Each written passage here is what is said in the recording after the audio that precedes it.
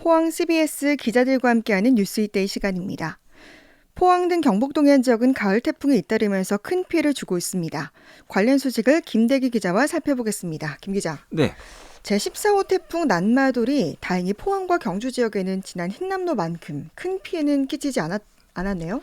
네, 태풍 남마돌은 오늘 낮 12시쯤 일본 오사카 서쪽 약 390km 부근 육상을 지날 당시 경북 동해안과 가장 근접했습니다. 예.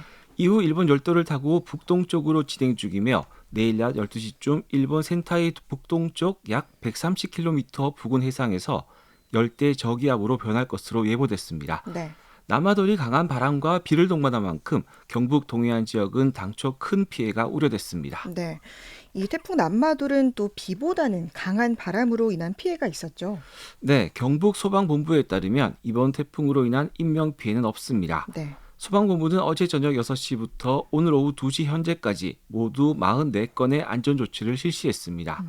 지역별로는 포항이 26건으로 가장 많았고 경주 10건, 울진 2건, 울릉 1건 등으로 집계됐습니다. 네. 바람이 강하게 분 만큼 울진 북면에 나무가 쓰러져 안전조치를 하는 등 간판과 현수막, 가로수 등의 안전조치가 대부분이었습니다. 네. 이 난마돌의 피해가 적은 건 다행이긴 한데요. 또 우리 지역은 지금 흰남노로 인해서 입은 피해 회복이 아직 완료되지 않았잖아요.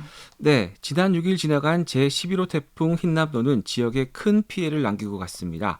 인명피해는 포항 10명과 경주 1명의 사망자가 나왔고 포항 인덕 지하주차장에서 구조된 2명이 부상자로 기록됐습니다. 네.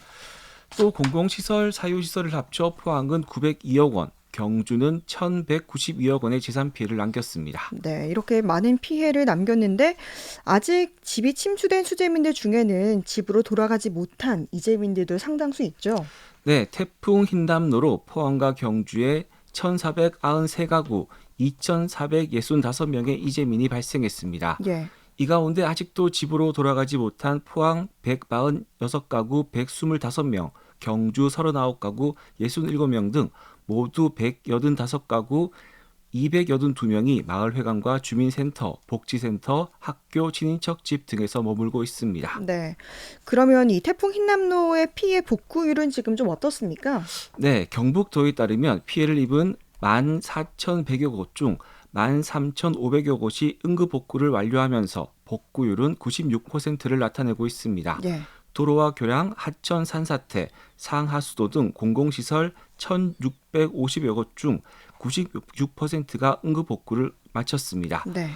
또 주택가 상가, 공장 등 사유시설은 12,400곳 가운데 96%가 응급복구됐습니다. 네.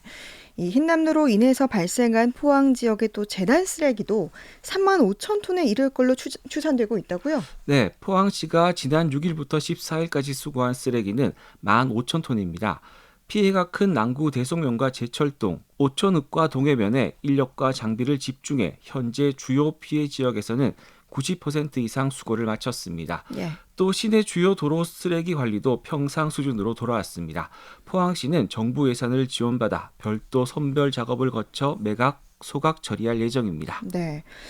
그리고 이 포항에 막대한 피해를 불러온 태풍 흰남노의 침수 피해 원인으로 또 냉천 범람이 지목되고 있는데요. 냉천 상류에 위치한 우어지의 이수용 수문 개방 논쟁이 불거지고 있네요. 네, 농어촌공사 포항 울릉지사에 따르면 오 저수지는 가뭄으로 저수율이 지난 3일 27%밖에 되지 않았습니다. 네. 비가 오기 시작하면서 4일 41.9%, 5일 56%로 상승했고 태풍이 내습한 6일에는 100%의 저수율을 기록했습니다. 네. 태풍 내습 당시 몇 시간 만에 수위가 급격하게 차올랐고 저수지를 넘은 물은 물너미와 방수문을 통해 대량으로 빠져나가면서 냉천 범람의 원인 중 하나가 됐습니다. 네.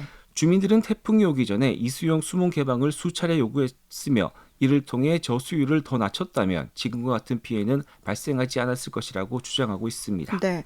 하지만 뭐 이런 가운데 지금 오어지 자체가 홍수 조절 기능이 없는 걸로 밝혀지면서 뭐 책임 공방전이 가열되고 있죠.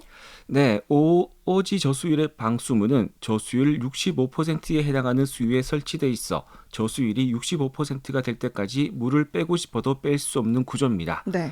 흰남노 당시 시간당 110mm라는 엄청난 폭우가 쏟아졌지만 방수문이 있는 65%에 도달할 때까지 빗물은 계속 오지에 저장만 된 겁니다. 네. 이후 방수문을 통해 빗물이 빠져나갔지만 태풍이 뿌린 비의 양이 더 많았고 저수진의 수위는 급격히 상승해 순식간에 만수를 기록했습니다. 네. 수문으로 빠져나오는 물에다 만수가 되며 물너미를 통해 원류된 대량의 빗물이 한꺼번에 쏟아지면서 피해는 고스란히 강 하류 쪽으로 이어졌습니다. 네. 농어촌공사는 이런 지적에 대해서 이수용 수문은 기능 자체가 다르기 때문에 홍수를 대비해서 여는 건 있을 수 없는 것이라고 지금 반박하고 있죠. 네, 농어촌공사 측은 급수탑과 연결된 이수용 수문은 농사를 위한 물이 나오는 것이어서 태풍 대비용으로 여는 것은 큰 위험성이 있다는 입장입니다. 네.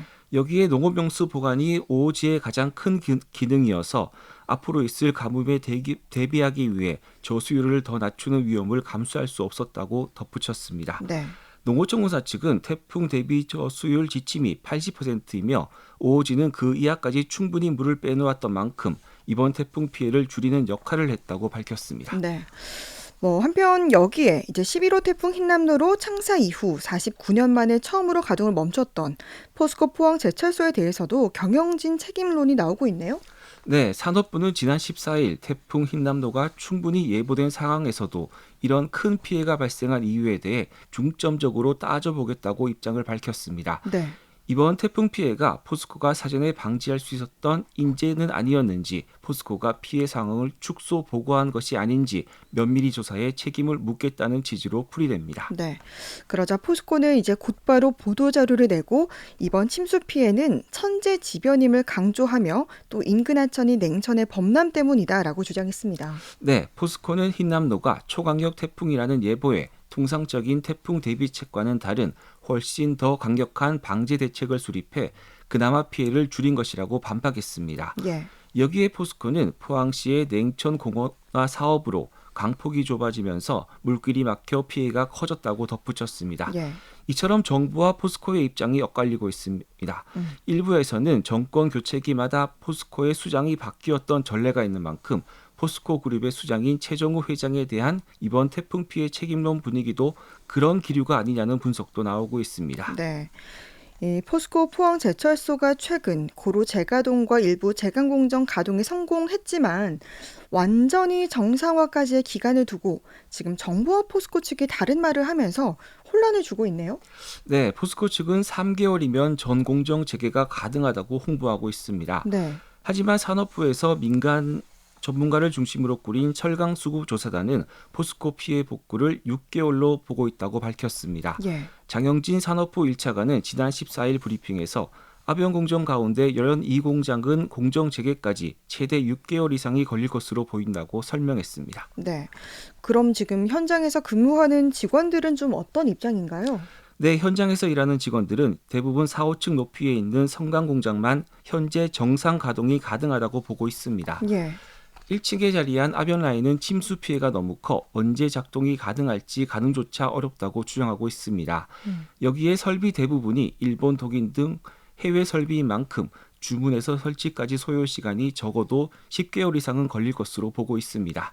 한편 산업계에서는 포스코 포항제철소 정상화 기간으로 제시한 3개월을 넘길 경우 자동차와 조선, 가전 등 산업 전반에 피해가 확산될 것으로 보고 있습니다. 네. 아무쪼록 빨리 정상화돼서 우리 지역의 산업도 또 주민들의 삶도 안정을 찾길 바랍니다. 김대기 기자였습니다. 수고했습니다. 네, 감사합니다.